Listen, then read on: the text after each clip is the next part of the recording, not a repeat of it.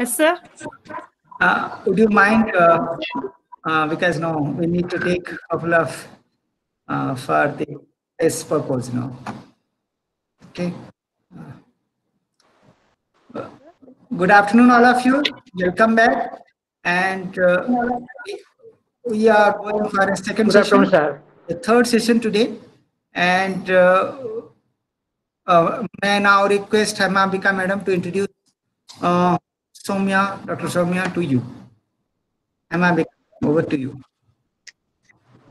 Good afternoon, one and all. Good afternoon, madam. Good afternoon. Dr. Soumya Sharma is an assistant professor in the Department of Linguistics at the English and Foreign Language University, EFLU, Lucknow campus. She was a guest faculty at IIT Kanpur for a year, where she taught a course on communication skills and composition. Her doctoral research was an discourse analysis of drama using concepts from psychoanalysis. Her research interests include examining the discourse gender interface with focus on psychology.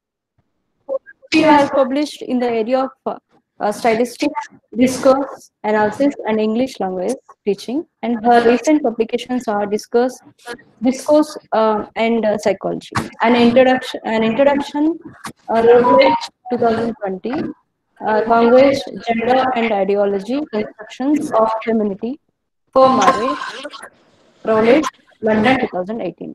In Common Error in Everyday English, Oxford University Press 2017. Thank you, ma'am. Thank you. Thank you. That's what I'm thankful that she is so much into research and so much into gender psychology and gender studies, by the way, and gender studies related to communication, gender studies related to linguistics, and so on and so forth. And she masters the art of communication in the perspective of psychology, because psychology happens to be a plus part that she has taken along with her, and I will be definitely happy, and all of you will be happy listening her on empathy, which happens to be, and she looks to be empathetical, by the way, because blessed with so much of empathy with her. Thank you so very much, madam. May I request you to address the gathering? Yes. Thank you, sir. Thank you, ma'am, for this warm welcome. I hope I'm audible. Yes, ma'am. Yes. Yes, madam. Yes, thank you. So what I'll start off with my presentation. Uh, I'm going to be talking about empathy, and the way I'm going to talk about empathy is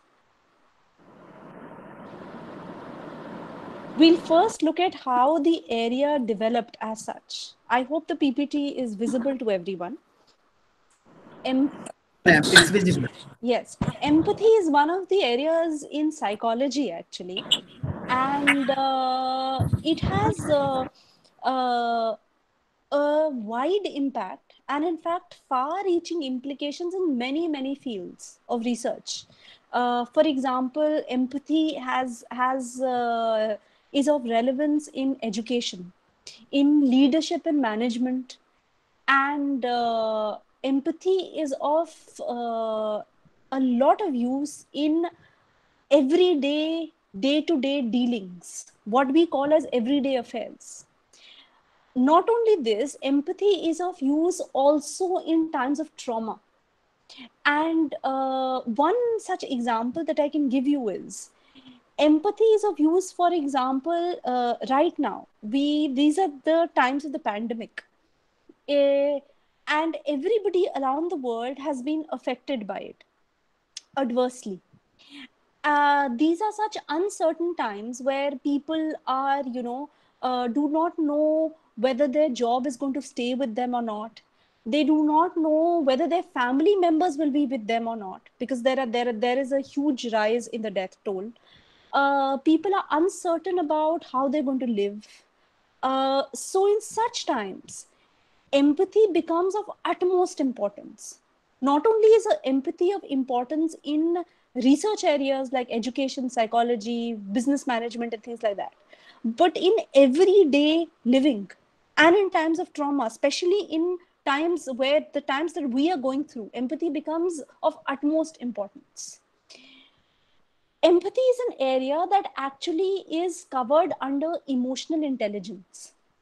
But to understand emotional intelligence, we need to understand the concept of intelligence and multiple intelligence first. Now, in psychology, we say, since this is broadly an area of psychology, intelligence means something that we commonly call as IQ, intelligence quotient.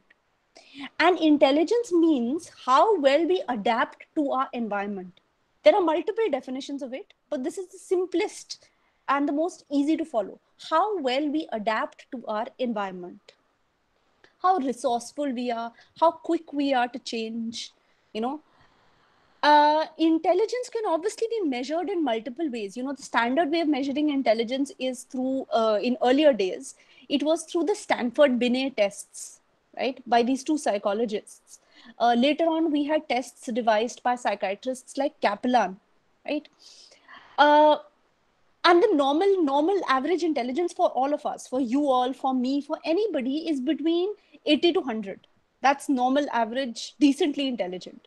Anybody who has an IQ of, let's say, 110, 120 and more is a genius, right? Anybody who has an intelligence, a quotient of less than 60, well, suffers, you know, cognitively.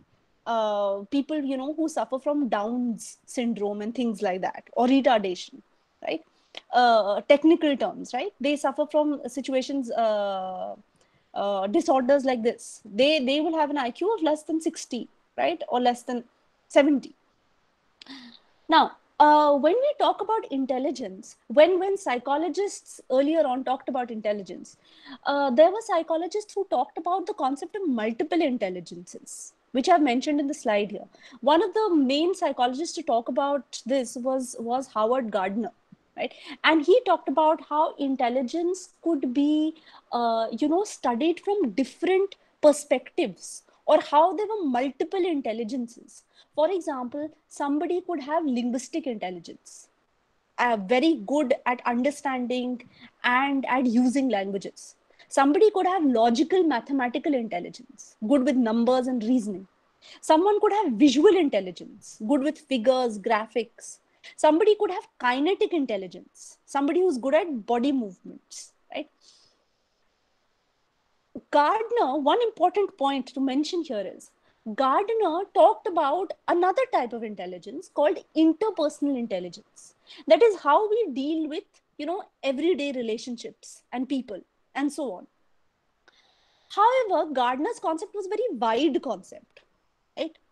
And so people assumed that in the years to come, people assume that, as long as people are high in intelligence, they can perform well academically, they are good with mathematics, they're good with language, they will be success stories. Even in our school, if we see our own education system, how do we teach our own students? We teach our students to become bright academically. When we say the student is intelligent, we mean somebody who can analyze well, somebody who's good at the subject, somebody who is good with numbers, good with language, good with what they are doing, they're competent in that, right? Very, very rarely do we talk about intelligence, which is now becoming popular, and it's becoming an area of research in psychology in the past few decades. Things like social intelligence, emotional intelligence. All these are parts of interpersonal intelligence. What I'm trying to say is this, that even though research on intelligence has developed over the years, and there are psychologists like Gardner who've talked about interpersonal intelligence, but somewhere, both in psychological research and in everyday practice, there was a lacuna, there was a gap. The gap was, we assume that if you're intelligent, you will be bright in studies. The gap was, we did not understand that being bright in studies, having academic intelligence, linguistic intelligence, mathematical intelligence, is not equal to being a success story necessarily. The person can be very successful in their careers, right? But being successful at our career does not just mean good at subject knowledge, competence in the area. It also means competence in dealing with people, dealing with our own selves, most importantly. And that is why a new area was introduced in psychology called emotional intelligence. If I reverse this, I would say the intelligent use of emotions. What do we mean by intelligent use of emotions? How, firstly, we understand our own emotions.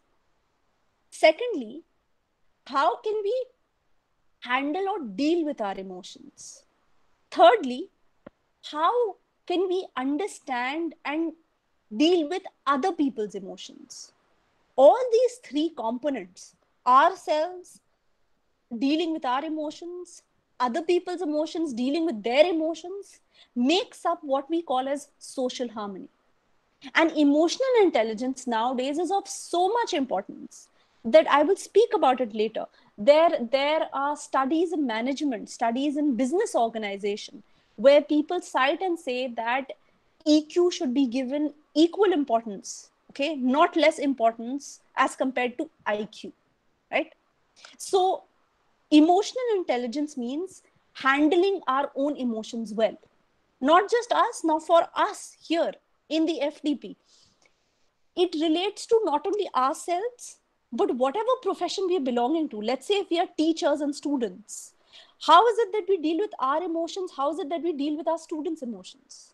How is it that we deal with emotions of other people in our work environment? If there are people in the industry, right, industry personnel, how is it that we work as a team? How is it that we understand and recognize and respond appropriately to other people to get maximum productivity for ourselves and for others? All this comes under emotional intelligence. And a major factor, a major component of emotional intelligence is empathy. Now, empathy as such comes from the German word Ingflang, which actually means feeling into. In common parlance, I would say it means understanding what the other person is feeling, putting ourselves in the other person's shoes, understanding their emotions, their mental state and things like that. But I would explain the related terms that are related to empathy, but are actually not empathy. There is sympathy, compassion, pity, and contagion, right? Sympathy means understanding the other person's state, but it is not empathizing. You understand how a person is feeling. You understand, let's say somebody has lost their job, right? You understand how they're feeling, but you're not empathizing. You cannot get into that person's shoes and think like that person, understand their perspective completely, emote appropriately. That is part of empathy. Sympathy is simply understanding what the other person is feeling. What is pity? Pity is, I will explain this through this non-verbal reaction. You know, when people say, so sad, that is pity. Pity is when you feel sorry for someone. Pity is again not sympathy. Having sympathy for someone is much better than having pity for someone, right? Because sympathy might motivate you to act. Pity might not, right? Another related term is compassion. When we say compassion, we mean that you not only understand what the other person is feeling, but you are the forgiving type. The forgiving type means you understand their perspective, you understand where they come from, you understand why they did what they did, why they spoke to you the way they spoke to you. And at the same time, if you're compassionate, you will be forgiving. You would not hold grudges. So compassion includes a sense of forgiveness, a sense of large-heartedness, apart from understanding the other person's perspective, right? I can explain this through case study, a simple case study, okay? This is from a young boy in my neighborhood, right? We are family friends with the boy's family, so that's how I know about it.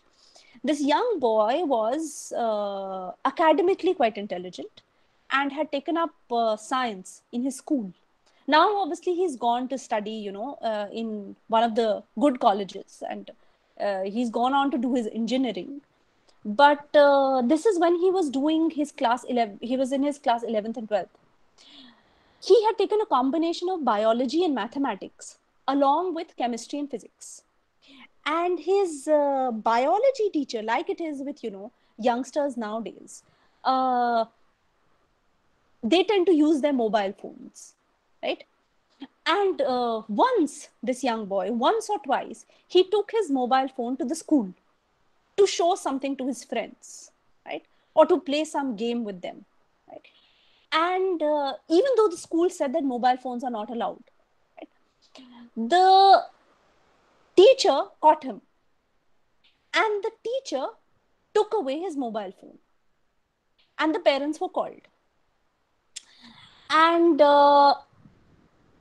the boy apologized profusely and said, "I'm really sorry. I had got this for this reason, but I'm sorry, I'm not going to do it again," right? But the teacher who caught it was the biology teacher.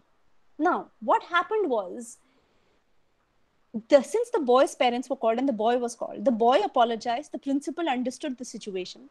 The parents also said that we will monitor, and our child is not going to get the phone again to school, right? Somehow the biology teacher was not empathetic.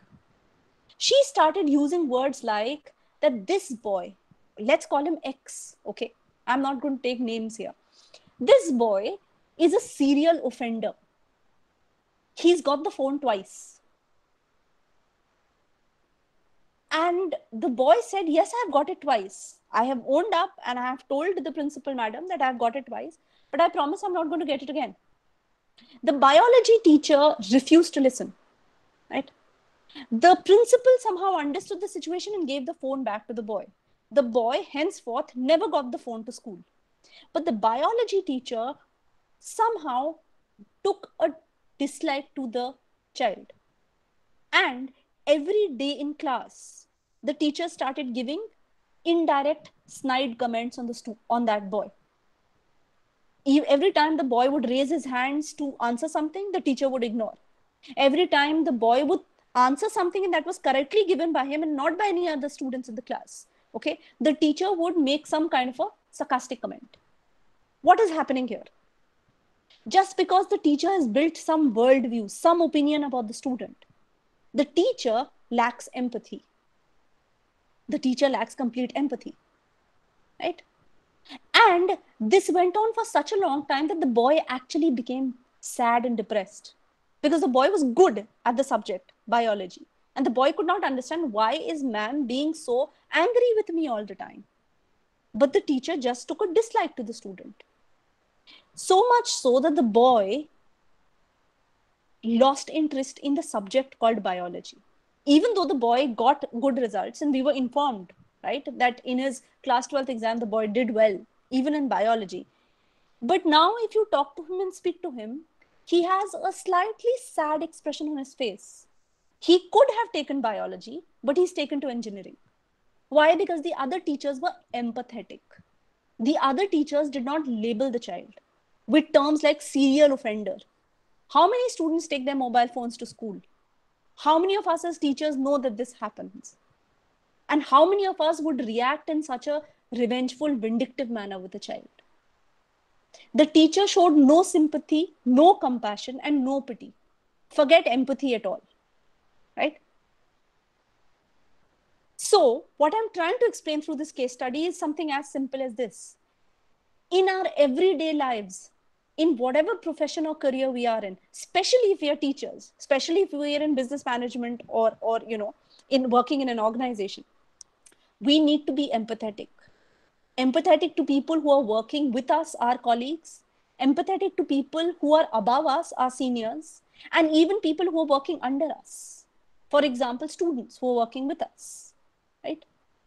There are two components of empathy, and that is, next point, there is the affective dimension and there is the cognitive dimension in empathy. The affective dimension is the emotion understanding and responding to another person's mental state.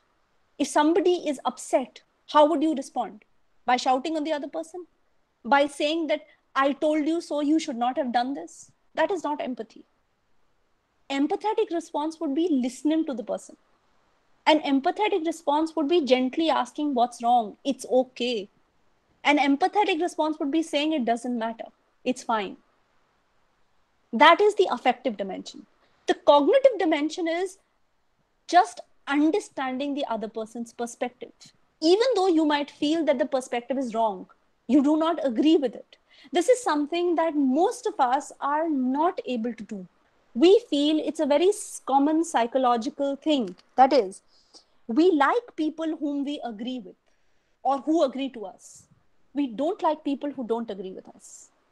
But empathy means gently and happily disagreeing with something and still being acceptable about the person, still treating the person as it is. So empathy actually has two dimensions: listening to the perspective, understanding the perspective, and then giving an appropriate emotional response to the other person's emotion. Empathy is also different from a concept which I mentioned here, which is contagion. Contagion means, it actually comes from the technically a psychological term called emotional contagion. If you've seen, emotional contagion can be clearly seen in children, young little infants, babies. If one baby cries, the other baby starts crying. If one person, in adults, we see one person starts laughing, the other person starts laughing. Why? Because laughter is contagious. Like sorrow is contagious, laughter is also contagious. Don't we feel sometimes when we go and meet somebody that, they are very warm, they are very, very welcoming, right? We will respond in a similar way to that person. And in comparison, somebody who's very, very uptight, somebody who's very cold, somebody who's grumpy, we would tend to withdraw emotionally. We would keep to ourselves, right? So emotional contagion is not empathy. Empathy is whatever be that person's response, we keep our emotions in balance and we respond in a balanced and sensible way. The next issue, when we talk about empathy, we talk about 2-3 concepts. We talk about the nature versus nurture debate. We talk about the question of gender. And we talk about parenting and attachment styles. So if you look at the first one, the nature versus nurture debate, right? Empathy, yes, is genetic. Research says that empathy is genetic, in that some children, some people are a little more empathetic than others. Okay. In the evolutionary cycle also, we see that animals are empathetic. For example, dolphins are empathetic. Our own primates, chimpanzees, gorillas are empathetic to their own race. Okay. One example I was studying was of bats in South America, right? In the caves in South America and in Mexico, they have such high levels of empathy that when an old bat is about to die, the young bat gets food and regurgitates that food into the old bat's mouth so that that older bat can live for some more days. So empathy is there in the evolutionary cycle. It's there in the animal kingdom. So obviously it's present in human beings. If the question is it genetic? Yes, it is genetic. But is it solely genetic? No, it is not. Empathy can be learnt. Empathy can be learned. We can learn empathy. We can also teach empathy, though it will take a little time, but to teach and to understand. But empathy is also determined and learned largely through our culture and through our environment. Is empathy gender based? No, it is not. Empathy is not gender based. Why? Because commonly it is understood that women are more empathetic, women are more supportive, women are more caring, more nurturing. This is there, right, in comparison to men. This does not mean that men do not have these traits. There are several men who will be empathetic, caring, nurturing, and very, very, very, very supportive. Right? What I'm trying to say is that there is a very famous debate by this linguist called Deborah Tannen, and she talks about how women and men are brought up differently in the same culture. In fact, she says that men and women have different subcultures. What do we mean by men and women have different subcultures? Women are brought up in a particular way to talk, speak, think, and behave. Men, on the contrary, are brought up to talk, speak, think, and behave in a different manner. If we take the example of India itself, we will see that, girls are told to be, or women are told to be when they're growing up, to be a little less assertive, to be more polite, to be more appropriate in their responses, to know what to speak when, right? They will be told to be a little quiet, submissive, okay? They will be told to engage in service, in care. So naturally, we understand that women will turn out to be caregivers. They will turn out to be, that section of society that is more tuned into this. So naturally, they will have more empathy, right?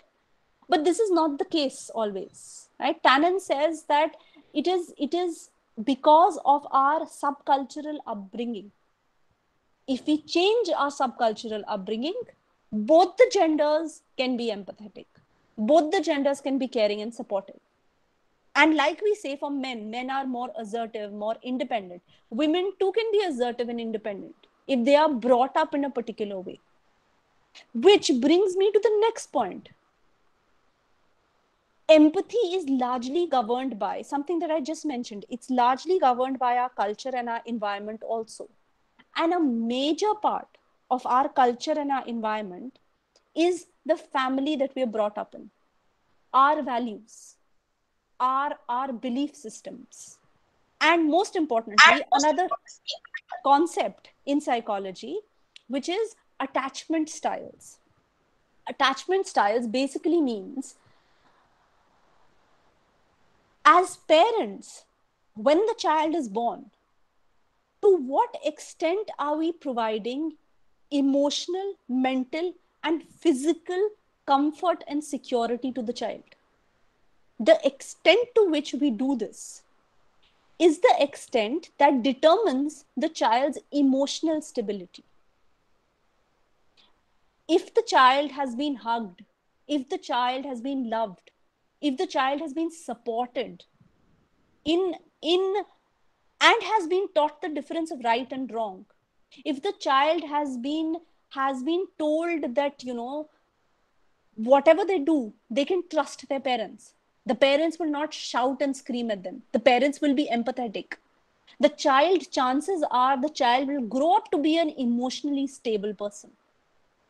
Our natural response in parenting is, when our children do something, or as teachers, when students do something, we tend to get angry. If not angry, we tend to get a little irritated. Right? We might even knit our eyebrows. We might say one comment or two comment to the child. But an empathetic response would be not saying it. An empathetic response would be holding ourselves back, listening to what that person has to say. Empathy, please understand, here does not mean giving a free rein to the child. That is not what I'm saying. If we are giving love, affection to the child, somebody can understand that we are trying to pamper the child. No. Empathy means giving constructive criticism to the child, constructively leading the child and guiding the child in a particular direction. Once you listen to the child, then you put out your point of view and say that this is what you think. This is what was wrong that the child has done. So empathy happens on an everyday basis with our students, with our children, with people around us. And our attachment patterns, the kind of affection and love we have received in childhood, to some extent determine the kind of people we are. And are we expressive? Are we spontaneous? Are we approachable?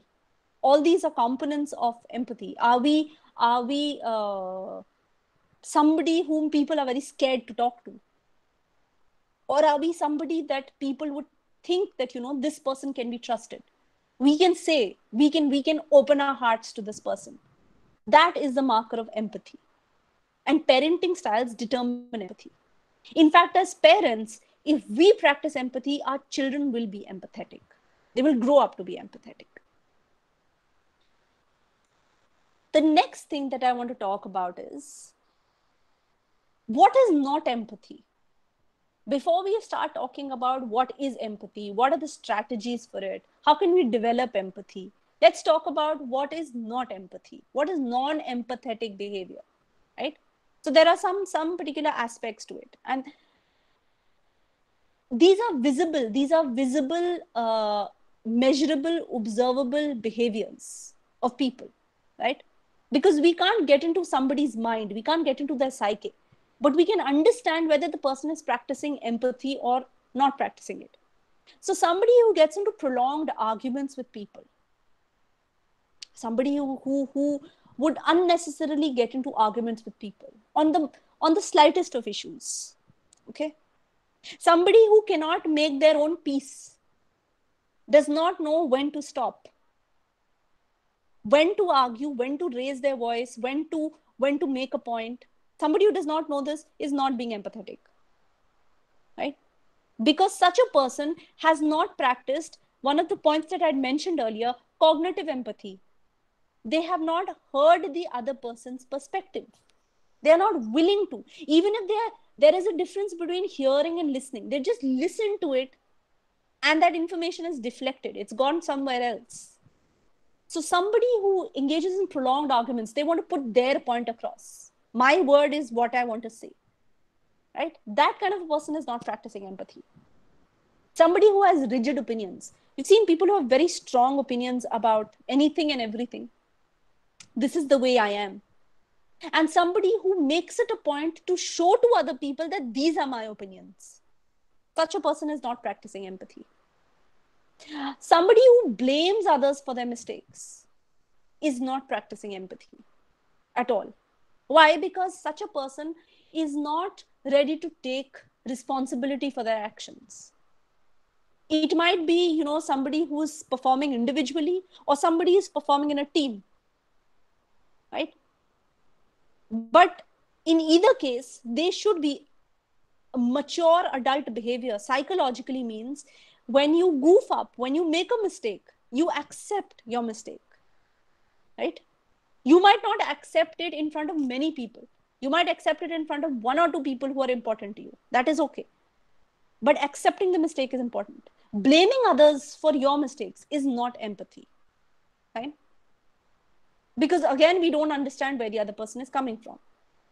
Holding grudges is again non-empathetic behavior. Somebody said something to you years ago or months ago, and then you hold on to that, and you do not realize that people's situations, their circumstances, their thinking, their feelings also change. So that person might be behaving in a slightly different way. Or this situation might be a little different for this person. But if we don't understand and we hold grudges against that person because that person said something to us earlier, that is not practicing empathy. Again, somebody who's not a team worker. And this is a very interesting debate on this, right?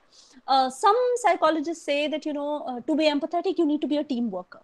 But here I would pause and I would actually get into the discussion on introversion and extroversion to understand empathy, because it's a little interesting. Introverts, by and large, mean people who are keep to themselves. They have fewer friends, are quiet, shy. Extroverts, on the other hand, are people who are gregarious, are very friendly, and can adjust to different people, different environments, and to strangers very quickly, and are at ease with them, right? Just because somebody, and this is the debate, just because somebody is an extrovert does not mean that they are empathetic. And just because somebody is an introvert does not mean that they are not empathetic. Why? Because we have research to prove, right? Research from Princeton University, from Harvard University, to prove that introversion is a fundamental aspect of our psychological well-being. If we cannot be comfortable with our own emotions, with ourselves, with our own alone time, not lonely time, alone time, right? If we have this constant desire to exteriorize, to be an extrovert all the time, we are not in tune with our emotions. We are not recognizing them. We are using extroversion as a crutch all the time, right? So the point remains, I can give another parallel to this. Just because somebody is an extrovert does not mean that they will always be empathetic and listening to everybody. Why? Because if you're an extrovert, the other angle can be, you can also be, the other aspect to this can be, you can also be manipulative. You can also be diplomatic. You can know who to say, what to say to whom, to get something out of that person, to fulfill your ends. So there are many facets to this point. Somebody can be an introvert but can be a team worker. Somebody can be an extrovert and keep blaming the other person, appear to be a team worker but actually they're not a team player.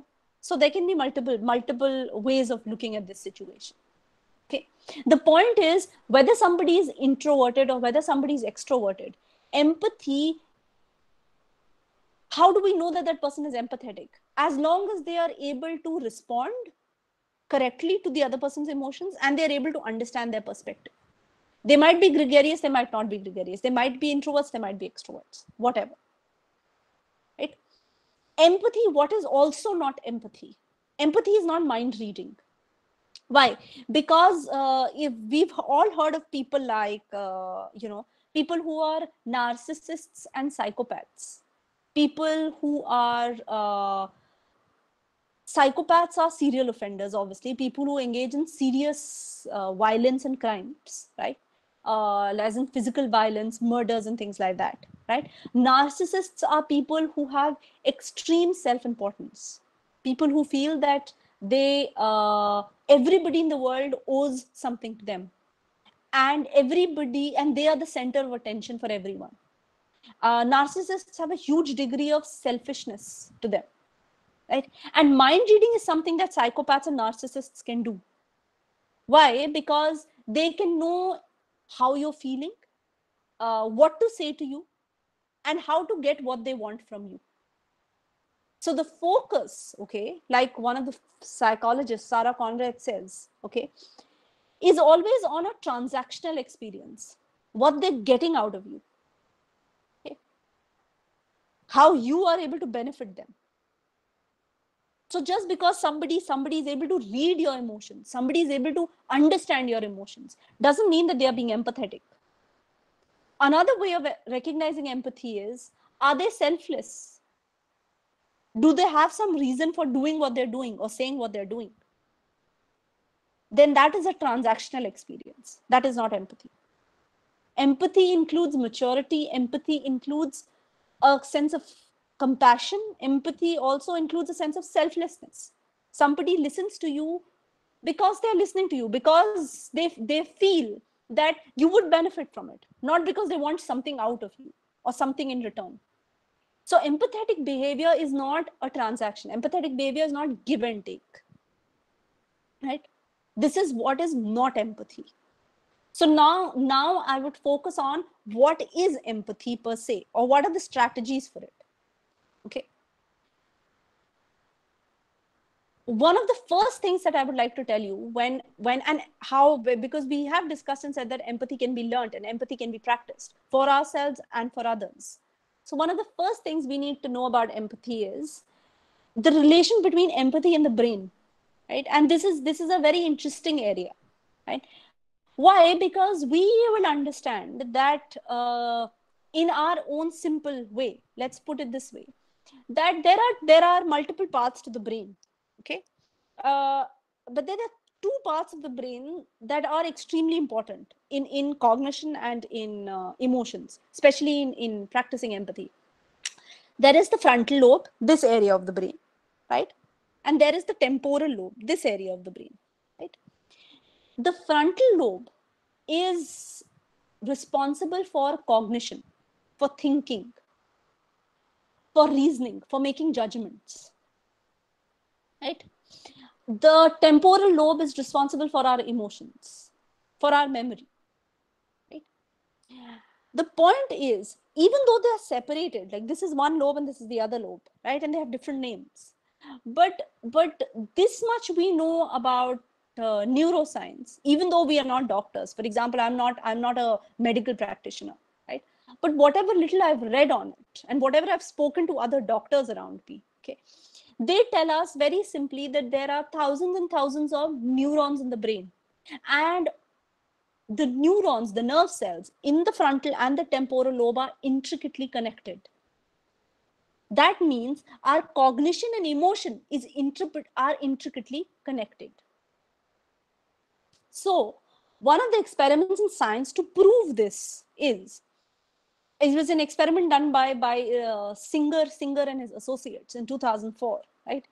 And this was an experiment where they had partners, okay, or couples, husband and wife, okay, and both of them, to both, okay, electrodes were attached. They were as part of an experiment, okay, and one of them, let's say the wife or the husband, one of them was given a pain stimulation, and they could see each other, right? The other one was not given the pain stimulation. But Singer et al. Very definitively and even conclusively found that the one who was given the pain stimulation, their expressions changed. They could experience the pain. But it was not just them. Even their partner, their spouse could experience the pain, even though they were not given the pain stimuli. Why? Because they were able to empathize. They were able to understand that here is somebody I love who is experiencing pain. And that must be painful. And so it becomes pain for them, right? So what does this experiment prove? This experiment shows that one person is experiencing pain emotionally and cognitively.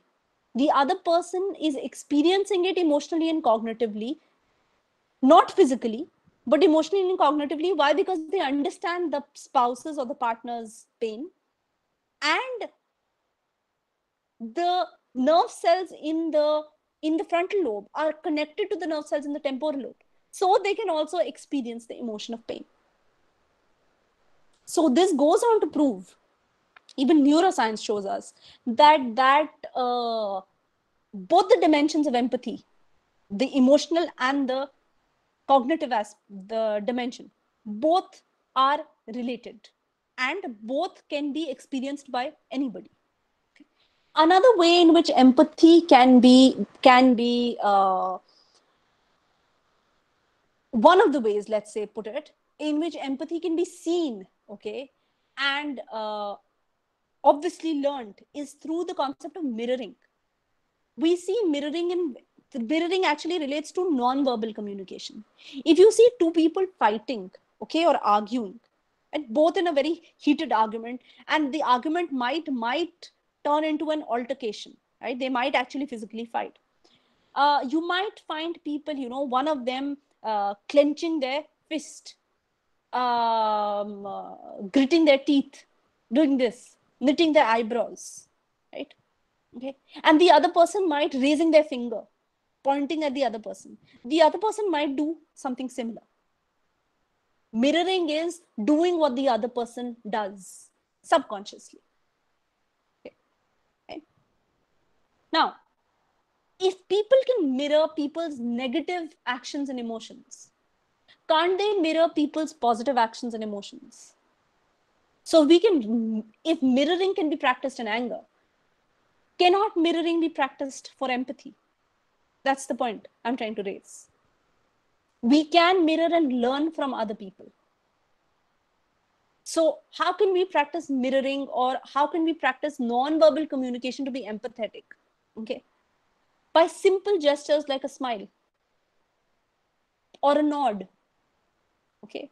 Or for somebody we know personally, a pat on their back. That is empathy. We need not say every time say things in words.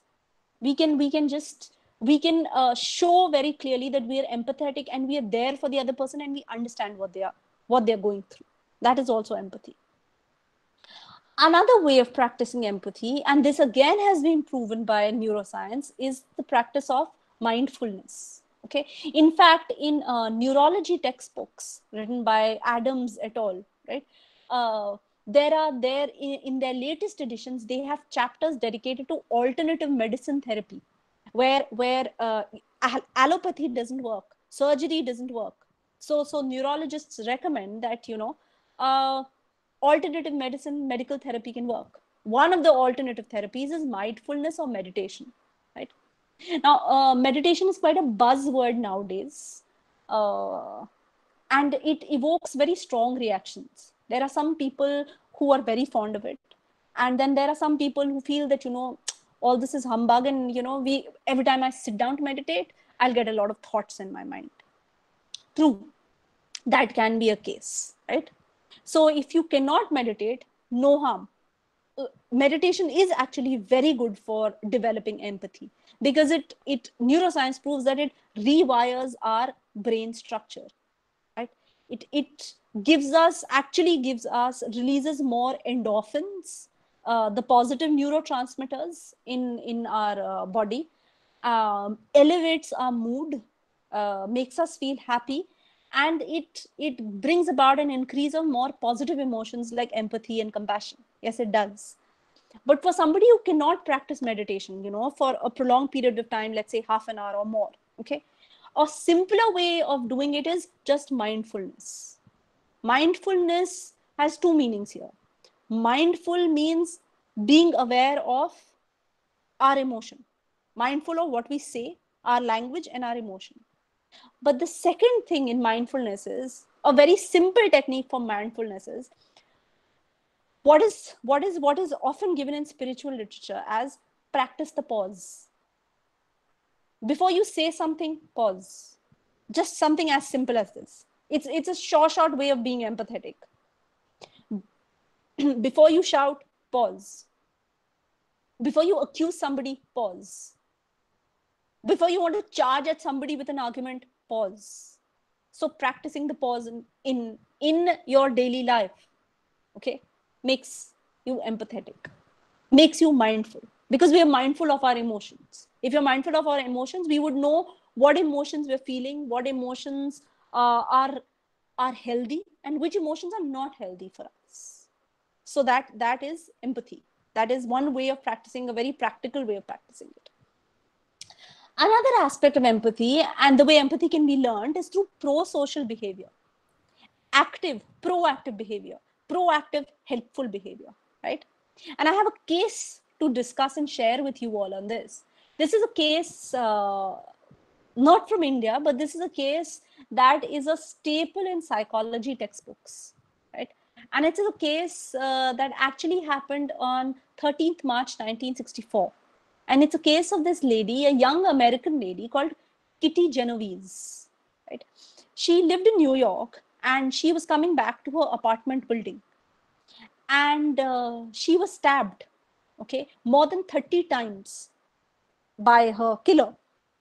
And she screamed and she shouted for help. And people in her apartment building, because she was very close to her apartment building, people in her apartment building actually heard her screams. They heard her shouts, but nobody came out. And within the next 2 weeks or something, the case became headlines in New York. And it was, over a period of time, it was massively debated, studied, talked about in psychology under the heading of pro-social behavior. The idea was, how is it that these people who were in an apartment building or in the buildings close by, who could hear her scream, why did not they come to help her? This is what we call as bystander effect. Each person felt. Bystanders happens, ma'am. Sorry. Why this bystanders behavior appears in public? Yes, this is what I'm coming to, sir. Bystander effect is these people, when they were questioned, in the case, when they were questioned by the police, when they were later, different psychologists came and spoke to them, either formally or informally as part of a conversation. They said we were scared, one, and most importantly, they said we felt the other person will go to help.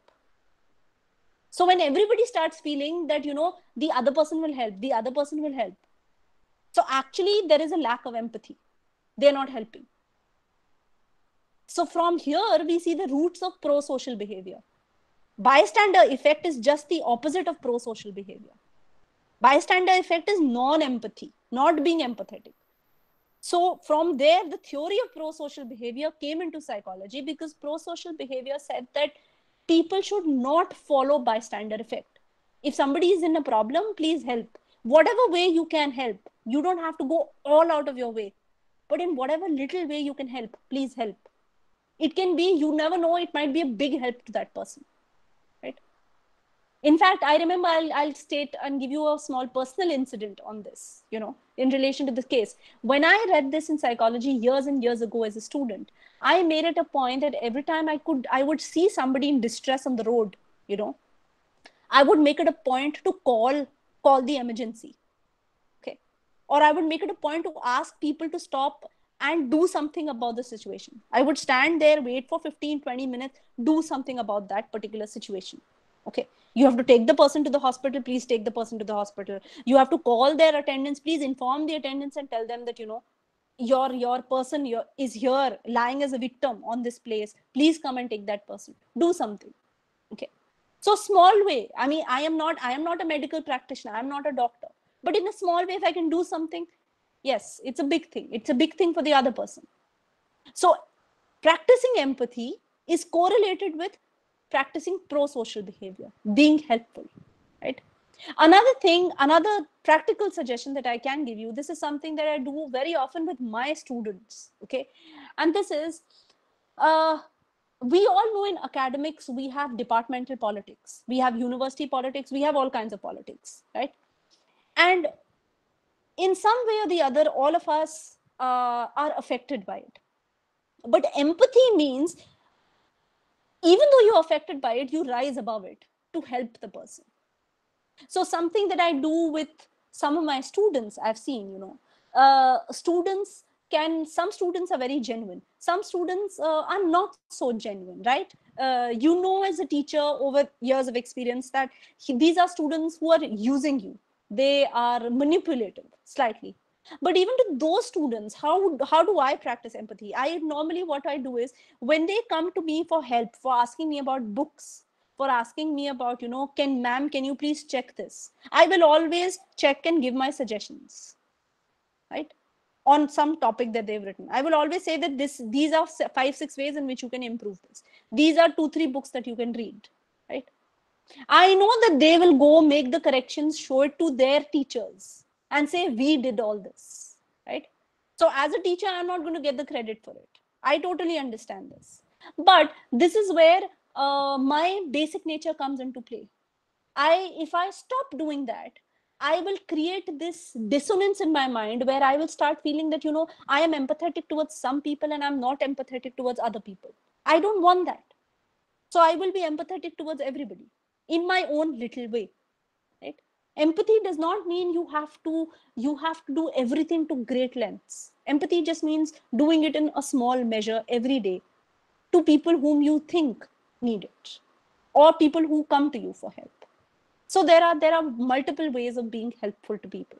And trust me, even the ones who are not the genuine students, okay, even they tend to remember that so-and-so teacher was a little large-hearted and did this for us, okay? Even though they might not acknowledge that teacher, even though they might not, openly say great things about the teacher, but they do know about it, right? So that's how we can be empathetic. In multiple ways we can be empathetic. We can be empathetic not only to our own family, in COVID, for example, okay, we are all stuck in our homes, okay, we are all working from home, so to say, right? And we might have children staying with us, we might have older people staying with us, okay? Sometimes another example that I can give you for empathy is several older people are, they get into the habit of being a little repetitive. They tend to say things again and again, right?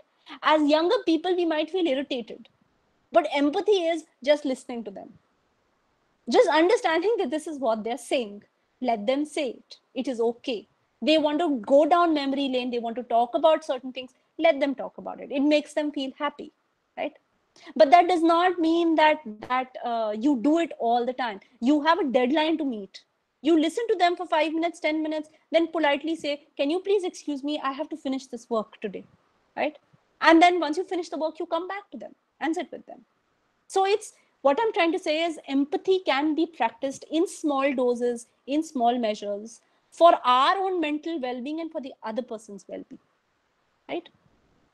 Some more strategies for practicing empathy. One of them is what we call as self-awareness, or what we call as naming emotions, right? Here I would tend to use a very technical term from psychology, which is called defense mechanisms. These are coping strategies.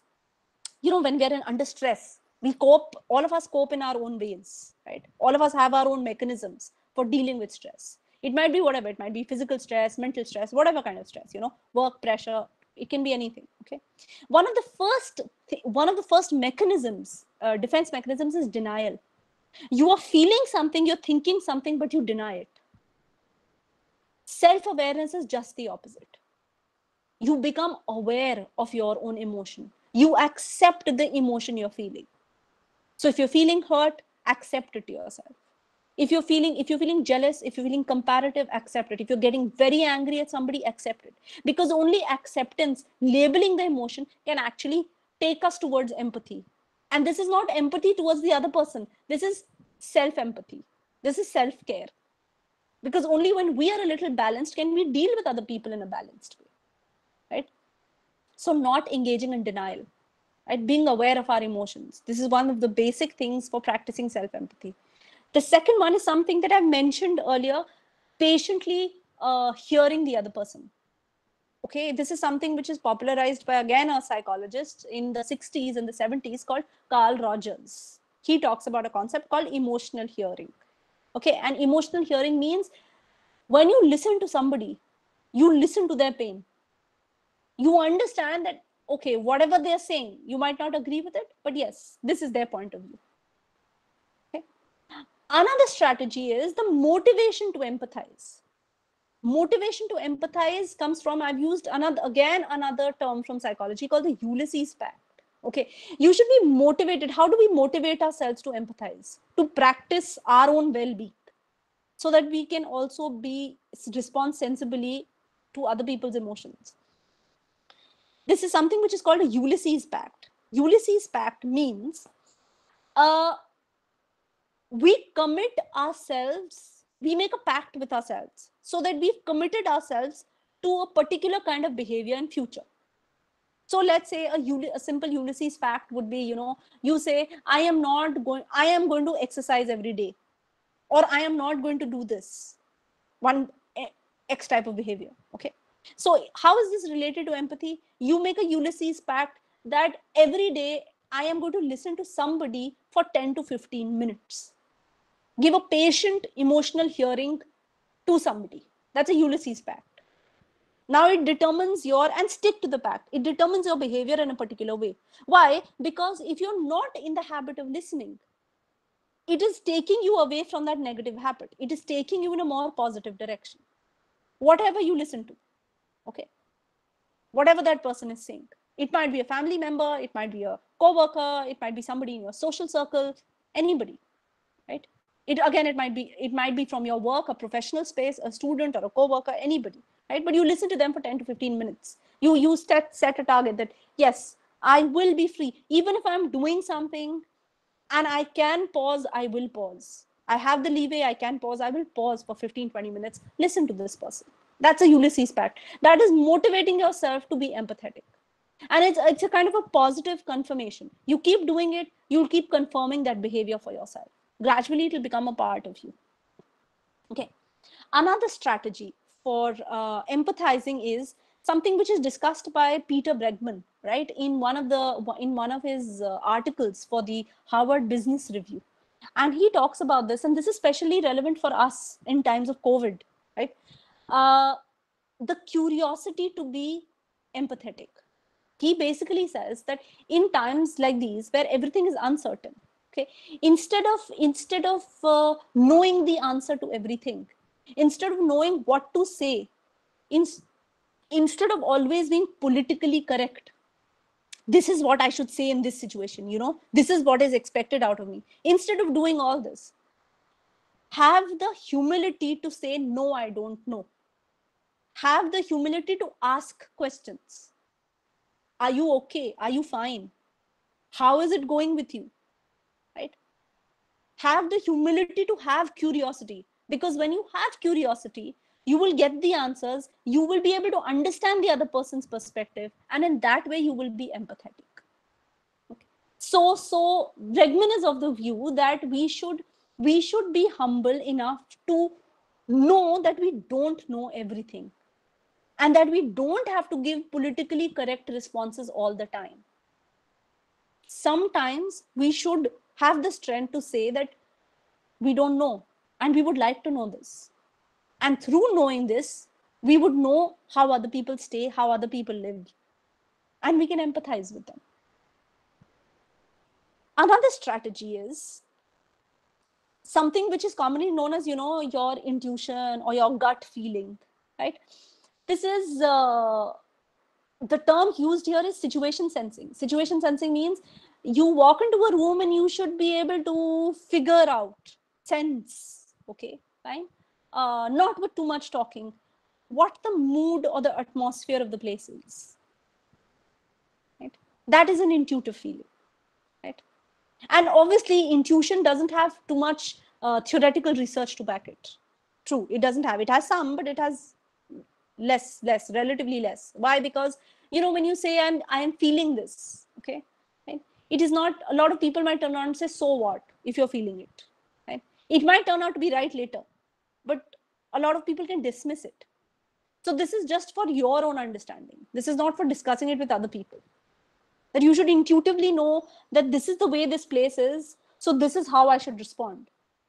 Will being quiet, should I be quiet in this? Will that be appropriate? Should I say something? Will that be appropriate? Right? Should I listen to what the other person is saying? Will that be appropriate? That all comes with an intuitive guessing of what's there in the environment in a particular situation. Also, two more points I've listed here are often, you know, when we talk about empathy, we say we should practice empathy, and we should practice empathy towards ourselves and towards other people. Truly so. But and empathy can be taught, because these are some of the strategies which I've been discussing with you all. But a very important point is to remember that we have to be realistic. We have to set realistic goals. And learning empathy is a lifelong process. It's an everyday process. And it takes a little bit of effort every day, right?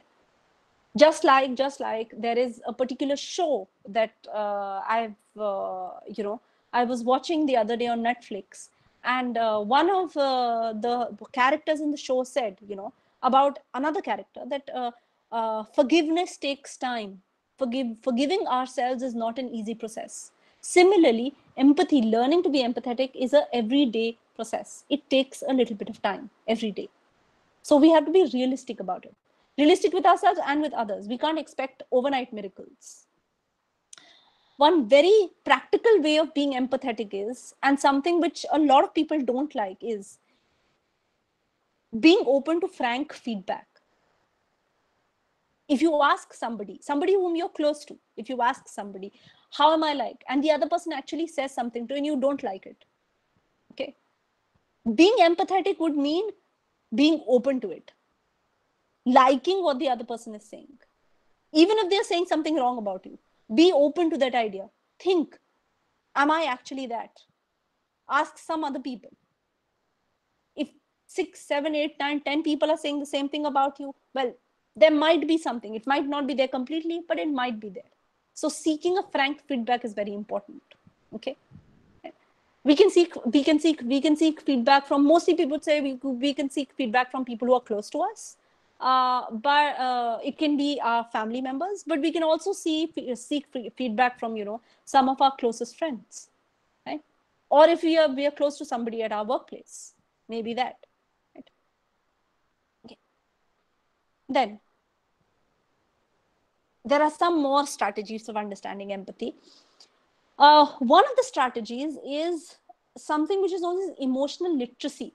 Okay, and this is something that I often struggle with in my classes, or what, another name for this is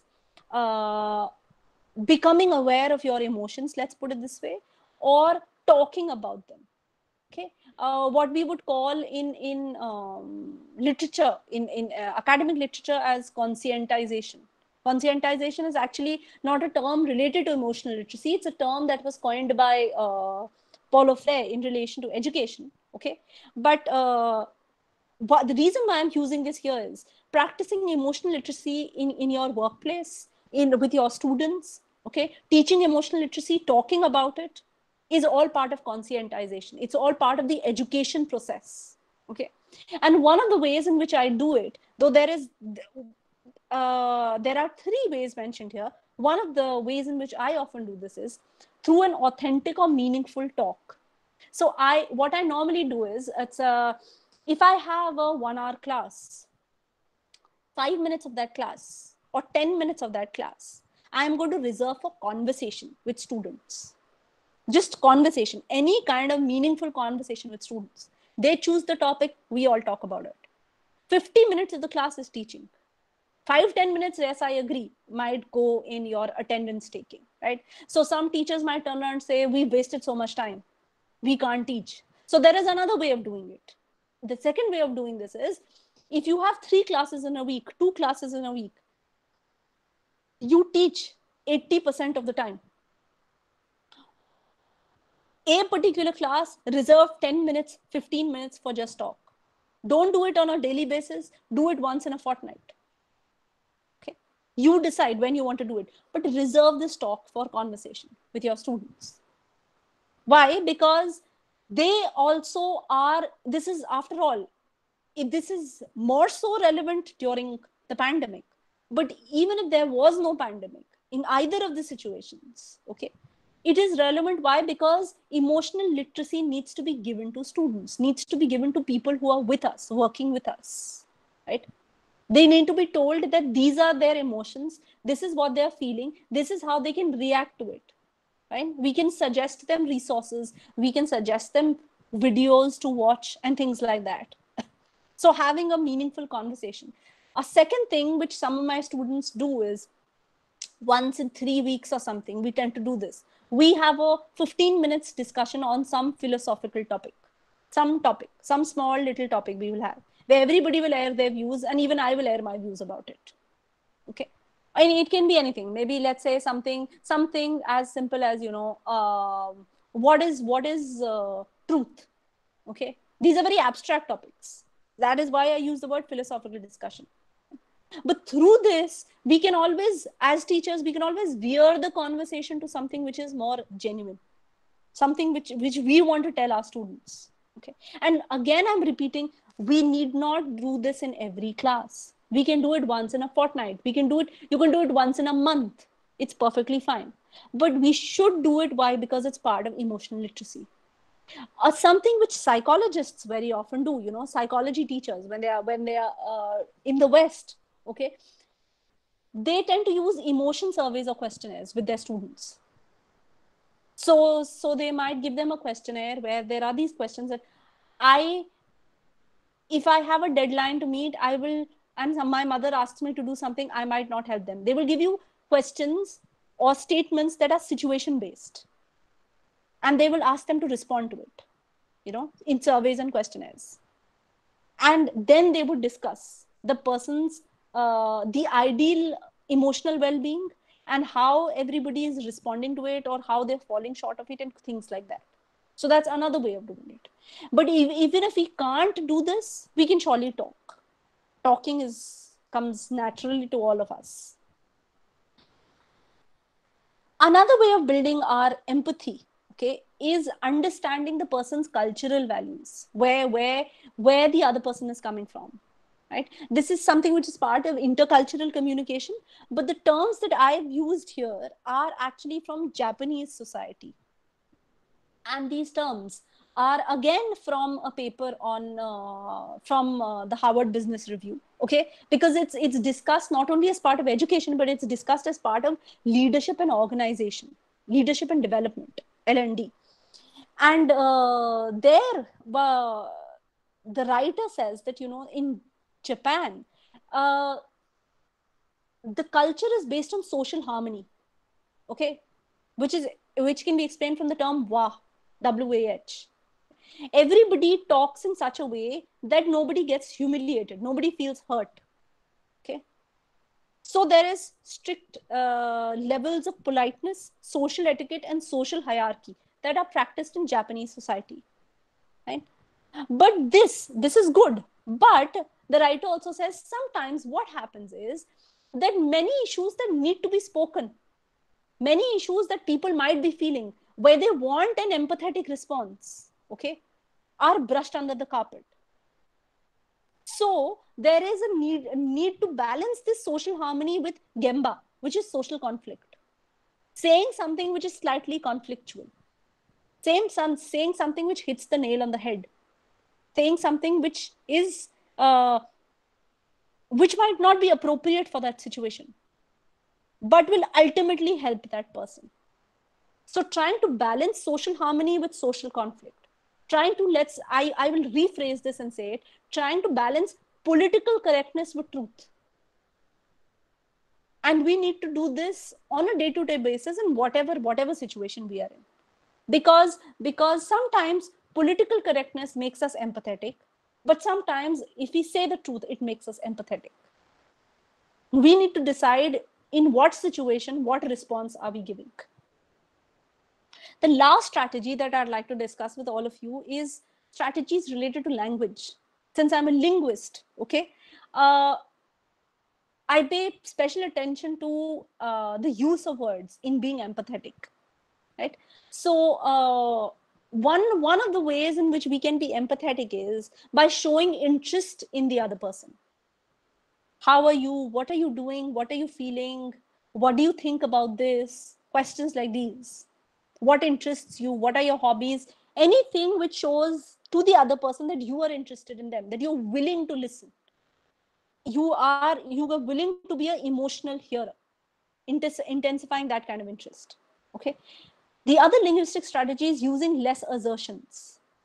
Many times we tend to assert ourselves and say very clearly that this is it. This is what it is and this is how it is. So using less of assertions, using less of commands linguistically. Okay. Using more of phrases like, let's talk about this. What do you think about this? Using more of questions. Can you tell me about this? Words like these. Would you mind? If you don't mind, can we talk about this? Phrases like these. So less of assertions, less of commands, more of these phrases. Okay. Anything that tones down the force of your utterance, tones down your language use. The third one is the creation of us and them groups. Us and them groups can be created linguistically. In fact, there's a lot of linguistic research on this. One of the areas that I work in, one of my primary areas, okay, gender and discourse, okay, where I also look at psychology, is the creation of us and them groups. We create groups through language, through our body language, through our verbal language, right? Where we can dissociate with other people, where we say that, you know, we don't want to talk to these people, or we snub the other person, okay? So being empathetic would mean not creating these groups, consciously and even subconsciously. How many of us tend to do this? A typical linguistic example would be creating an us and them group on the basis of language, on the basis of what people use and the way people talk. How many of us do that? This is a question. This is just a question, right? For all of us to think about. Right? Madam? Yes. Madam, 1 minute. Can we take 5 minutes to close it? Yes, surely. I'm just finishing this point. One last point, and that's it. Yeah, that's it. So just this small little point that I'm wrapping this up, that, you know, if somebody is not speaking in your language, if somebody is not speaking in a language which you think is very proficient and competent, okay, subconsciously, unconsciously, we create a group like, oh, this person talks like this. Empathy would be including that person, right? So that's it. That's all that I had to say. Thank you.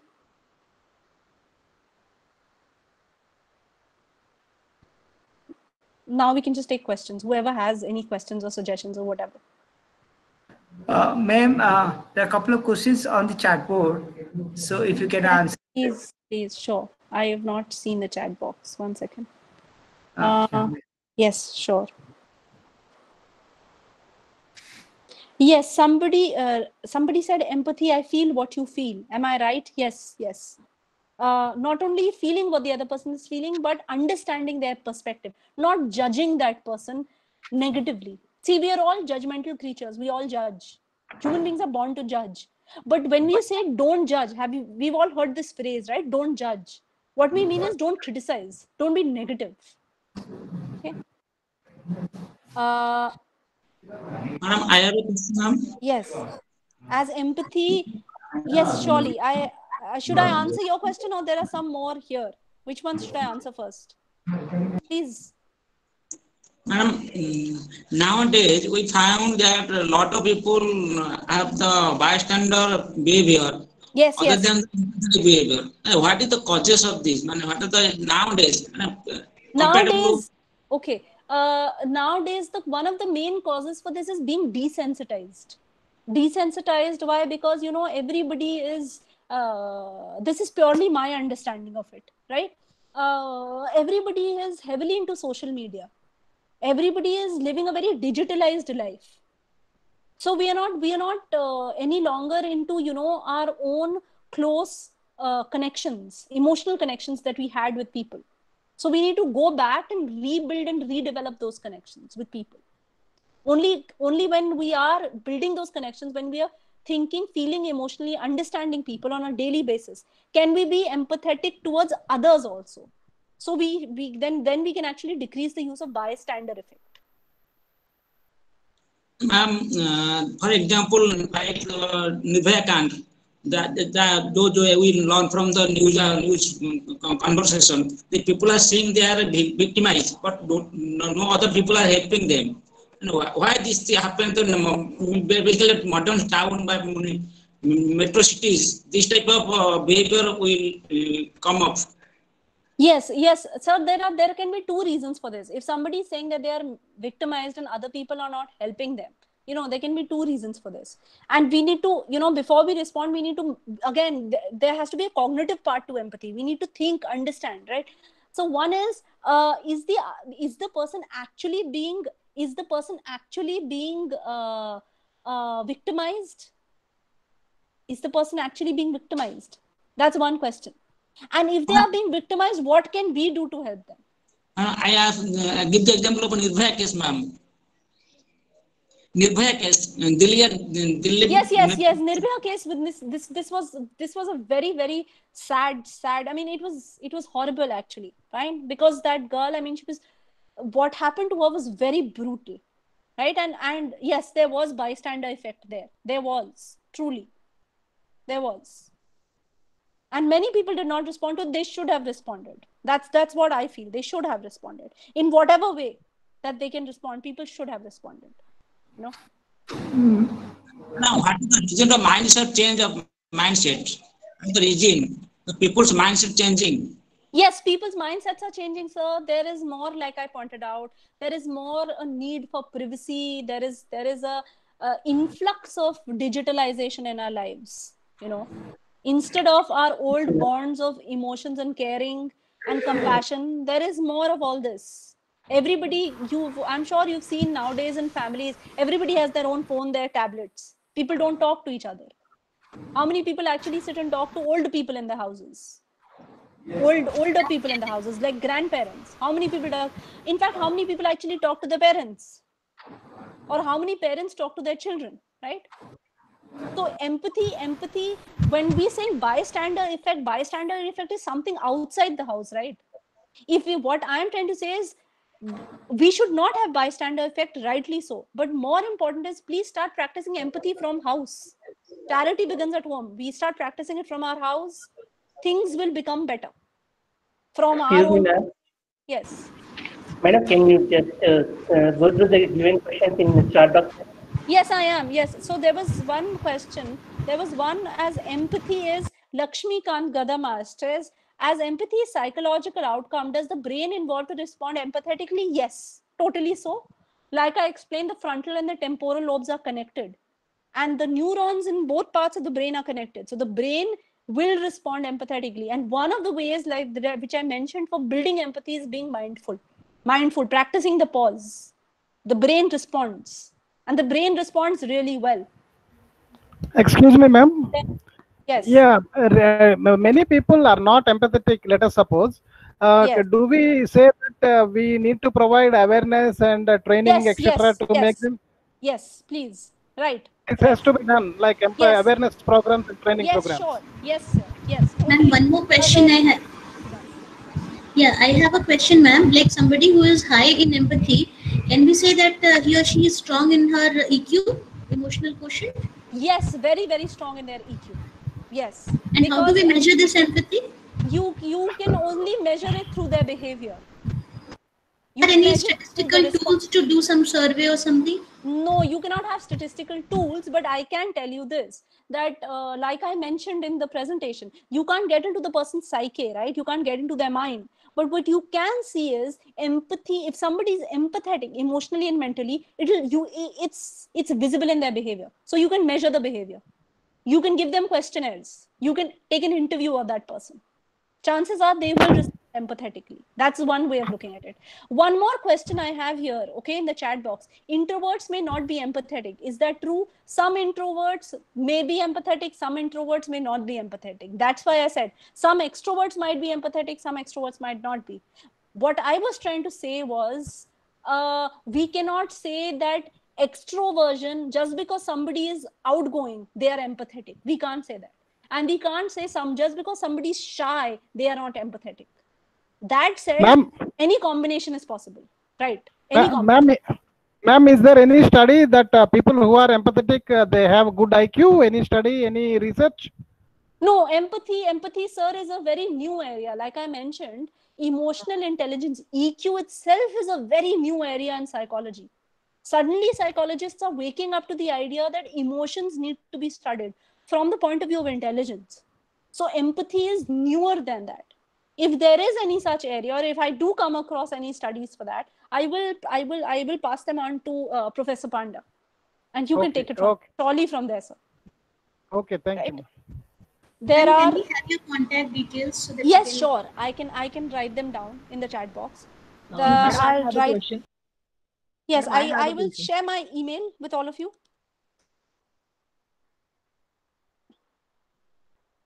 Ma'am, may I ask a question, please?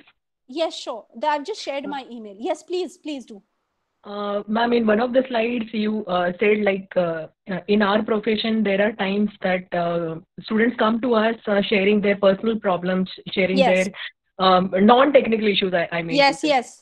So my experience is when students come to me with such a thing, I don't know why is it so. I'm the only one in the department where the students feel I'm approachable and I'll be giving them a listening ear. But what I feel is, as a person, it lingers on my mind at the background. So whatever is being said to me, whatever bad or whatever sad things they share with me, it lingers somewhere at the background of mind, and it literally sucks my positivity a bit. Okay, so that means, okay, what can you do? That's okay. Practice a little bit of, I know it sounds, I'm sorry, I'm sounding like a grandmother here, but this is a small suggestion. Because this is something I do personally. Okay, practice a little bit of meditation. You will surely keep your positive energy intact. I can tell you from personal experience. Students also come and speak to me. Some of them have very sad stories. I've spoken to them, tried to get them out of it. I've sometimes referred them to psychologists also. I tell the authorities, please refer this person to a psychologist. They are in a bad state.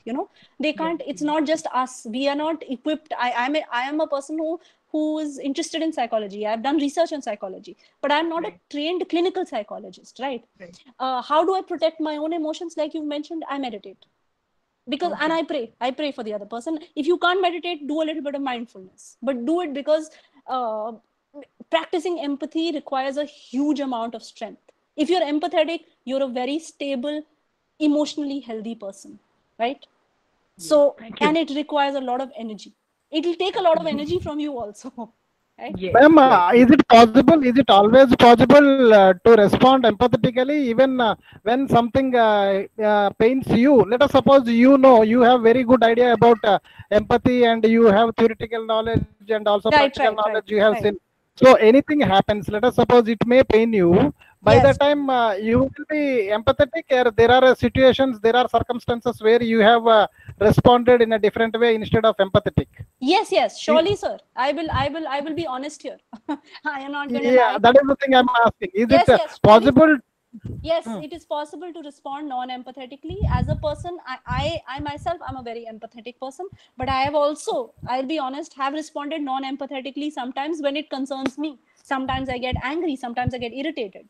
But the point is this, it's a small little thing that we judge for our own selves when we are practicing empathy. How quickly we remove the anger and irritation and get back to empathy.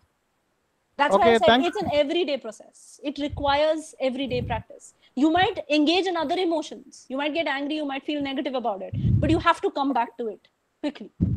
That's how. So once, let us suppose you have reacted unempathetically. After that, you got the information. So after that, what will be the reaction? Let us suppose due to some pain you have responded unempathetically. I always then go after back that, to the person and speak. Oh, okay. I do that.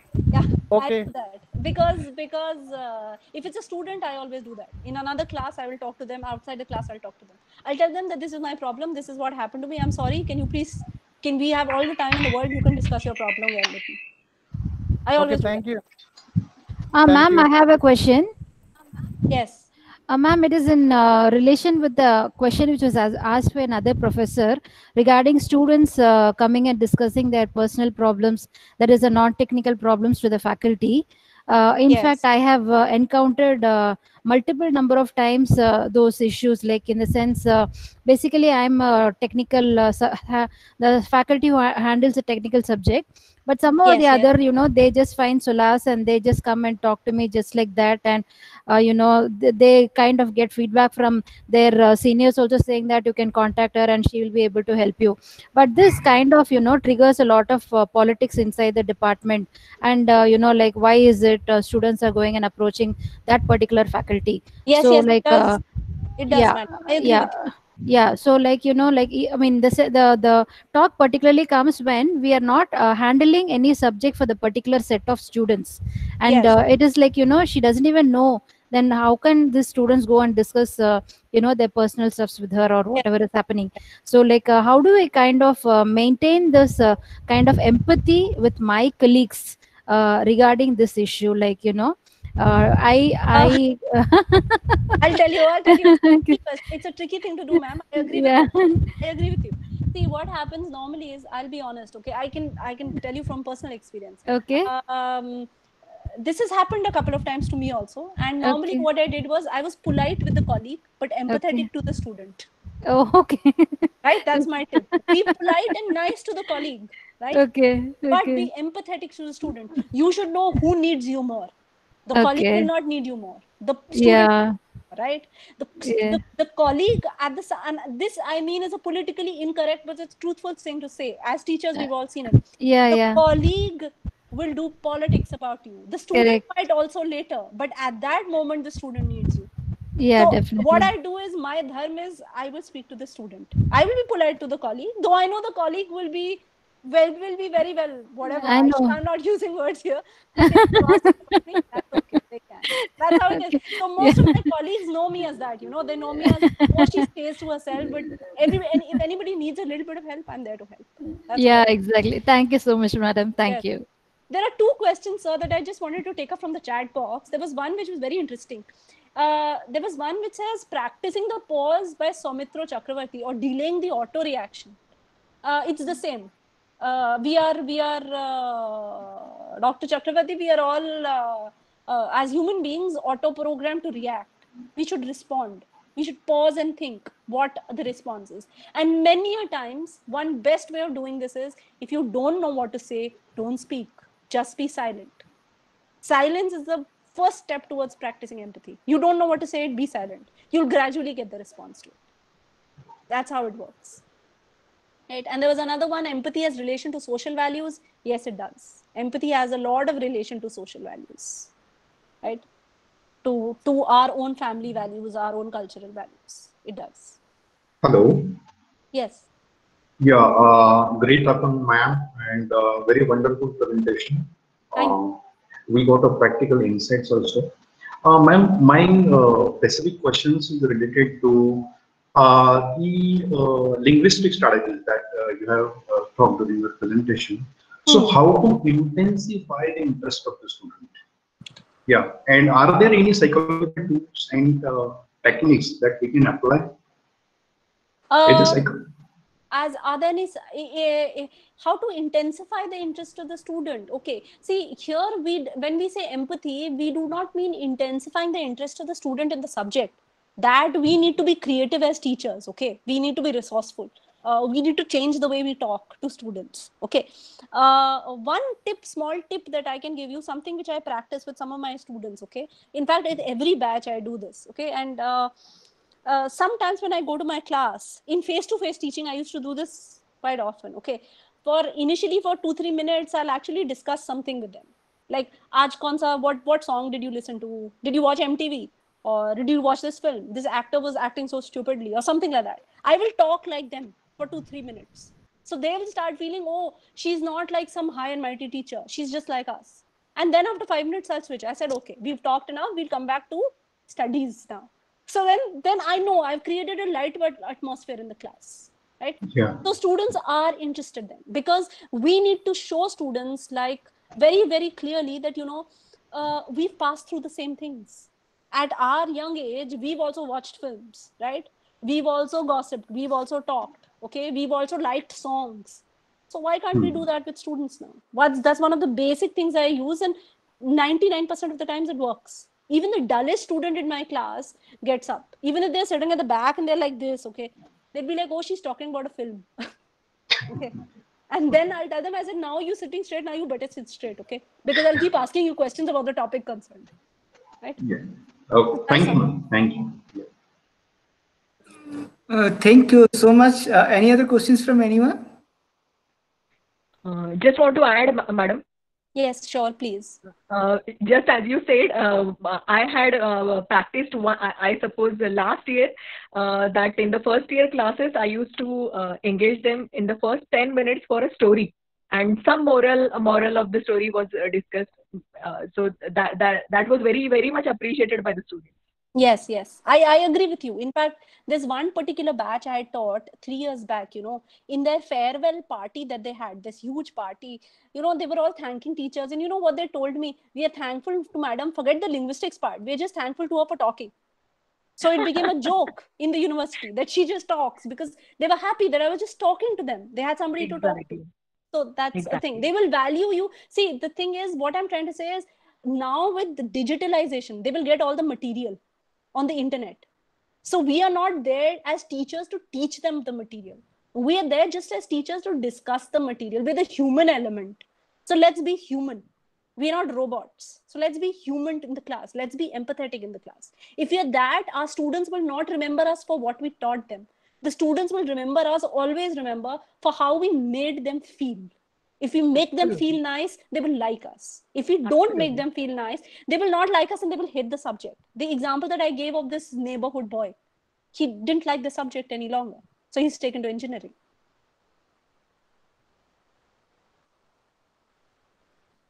Thank you. Thank you so much. You know, let me, the consciousness enables individuals to monitor what is going on, to be aware of the nature and the quality of events as they occur, and to perceive their meaning.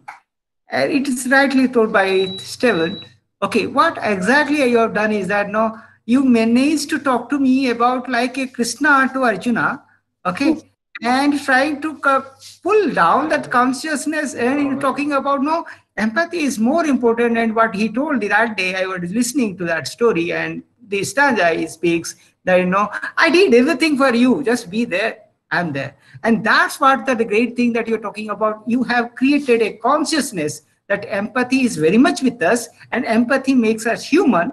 And you have taken the feminist concept of that the mothers are the best empathetic individuals of the world. So do God. And thank you as a teachers, as gods. And thank you so much that you project that those teachers should be empathetic.